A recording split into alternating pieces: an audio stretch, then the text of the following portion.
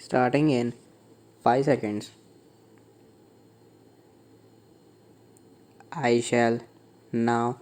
give a brief survey of the provisions in the bill which are designed to encourage investments in productive enterprises to stimulate higher productivity as well as exports and to provide resources for expansion of industry in order to encourage investment by individuals and Hindu undivided families in the equity shares of new industrial companies in India. Provision has been made for the grant of tax free tax credit certificates to them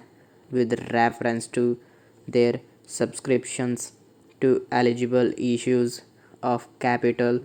by such companies for a period of 4 financial years commencing with the financial year in which the investment is made. The amount of the tax credit certificates is to be calculated at a slab system of rates and will be limited to rupees 1250 for each financial year on a total investment of rupees 30,000. Under the original provision in the bill, only the first subscriber to eligible issues of capital qualifies for the tax credit certificates, considering the fact that a substantial part of the capital issues made in by financial institutions which underwrote those issues, the eligibility for tax credit certificates has been extended to individuals and Hindu undivided family who purchase shares formerly part of an eligible issue of capital from an underwriter declared as such in the relevant prospectus. Incentives for increased industrial production as well as for the more efficient use of capital already invested are provided in the form of tax credit certificates calculated with reference to the central excise duty payable on increased production in the relevant year over that of the base year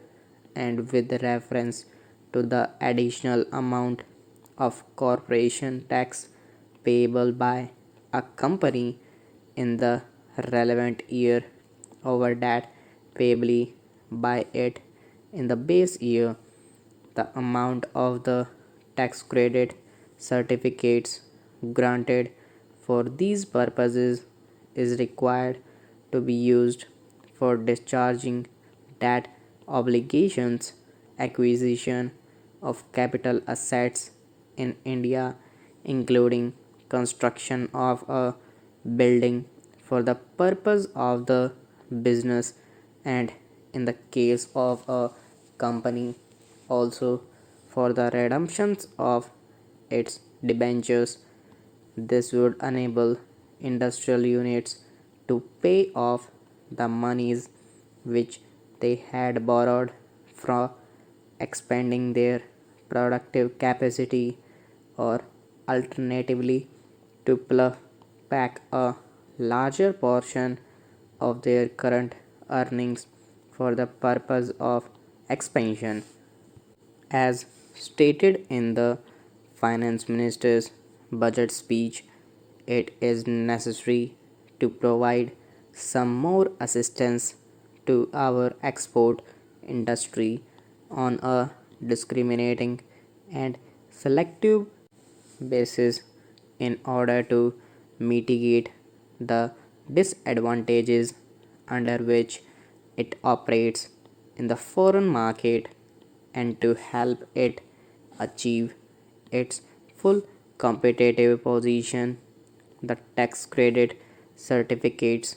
to be issued with reference to the value of exports will, I expect, provide an impetus for increasing our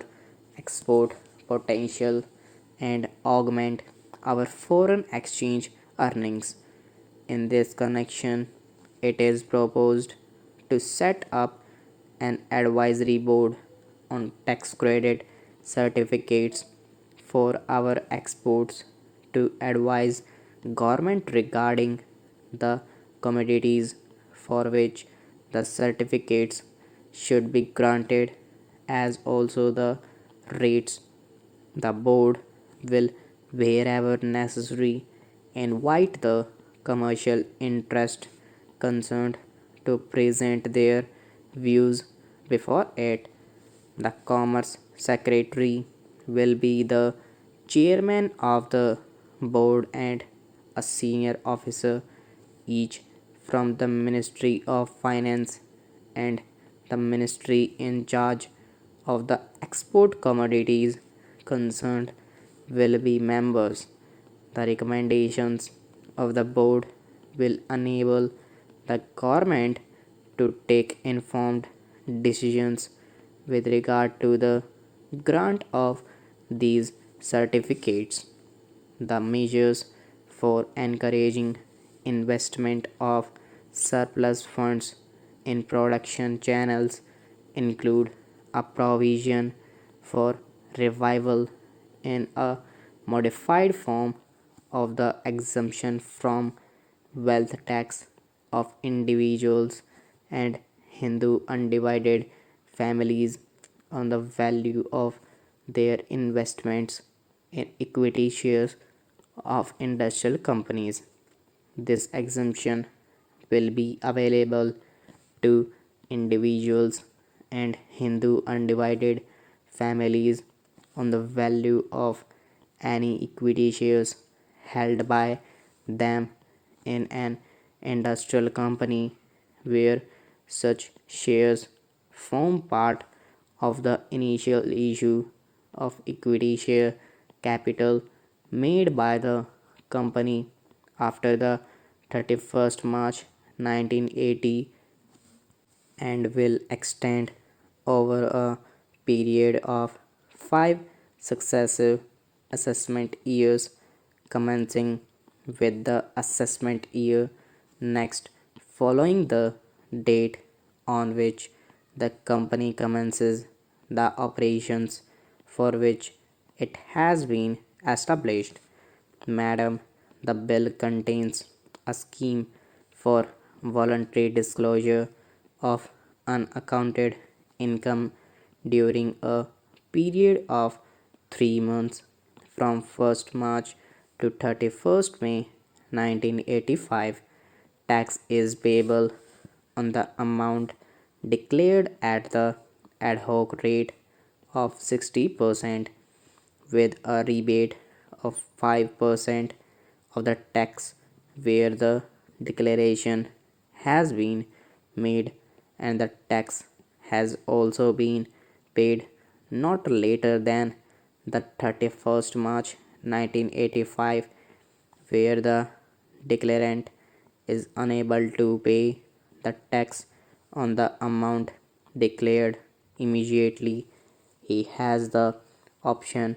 to pay it within a period of 6 months